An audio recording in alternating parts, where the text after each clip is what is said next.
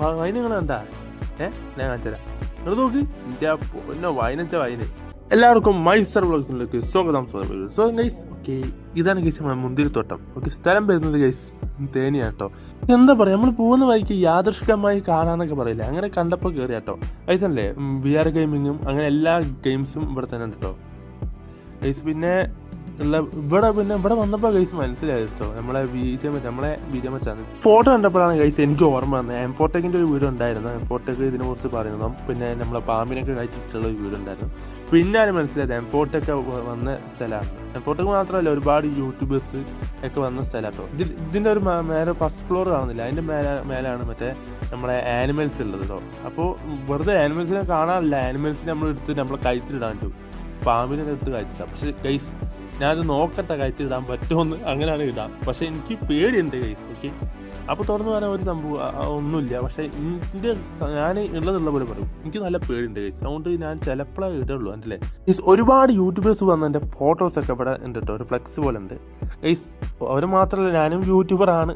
ചിലപ്പം ഞാനും ഇതുപോലെ തന്നെ ഫേമസ് ആയാലും എൻ്റെ ഫോട്ടോ വരാൻ സാധ്യത കൂടുതലാണ് കേട്ടോ ഗൈസ്. ഓക്കെ, മുന്തിരിത്തോട്ടം ഇതാ ഗൈസ് അവിടെ ഉണ്ട് കേട്ടോ ഗൈസ്.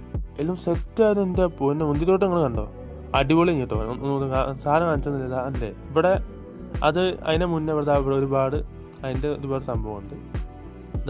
ഇതിൻ്റെ മേലാണ് കേട്ടോ, ഞാൻ നേരത്തെ പറഞ്ഞ പോലെ അതിൻ്റെ നേരെ മേലാണ് വരുന്നത് കേട്ടോ മുന്തിരിത്തോട്ടത്തിൻ്റെ. പിന്നെ നമ്മളെ കൈമൽ എന്താണുള്ളത് കഴിച്ച് എന്താണെന്ന് അറിയാം, വൈൻ അങ്ങനെ വാങ്ങി. ഓക്കെ, വൈൻ നിങ്ങൾ കണ്ടാ ഞാൻ കാണിച്ചരാ നിങ്ങൾ നോക്ക്. എൻ്റെ വൈനച്ച വൈന്. പിന്നെ എൻ്റെ ഒപ്പം ഒരു മുന്തിരിൻ്റെ വലിയൊരു പെട്ടിയും വാങ്ങി. ഇതല്ലേ മുന്തിരി വൈനൊക്കെ ഇവിടെ ലഭിക്കുന്നതാണ് കഴിച്ച്. ഫ്രഷ് ആണെന്ന് വെച്ചാൽ അവിടെ ഉണ്ടാക്കുന്ന സംഭവം തന്നെയാണ്, അല്ലാതെ ഒരു മരുന്ന് ചേർത്തുള്ള ഒരു സംഭവം അല്ല കേട്ടോ. നല്ല നാടൻ മുന്തിരി, പിന്നെ നല്ല നാടൻ വൈൻ.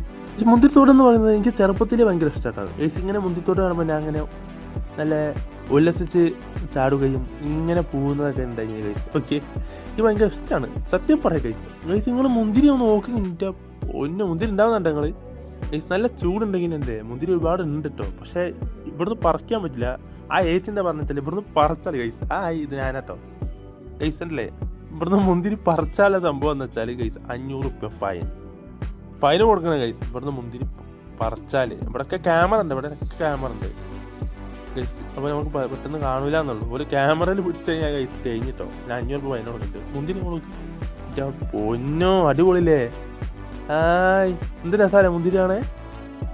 നാട്ടിലൊക്കെ നല്ല പൈസ ഉണ്ട് ഗൈസ്. പക്ഷെ ഇവിടെയൊക്കെ നല്ല ഗൈസ് വിലയൊക്കെ കുറച്ചിട്ടാണ് ഇവിടെ കൊടുക്കുന്നത് കേട്ടോ.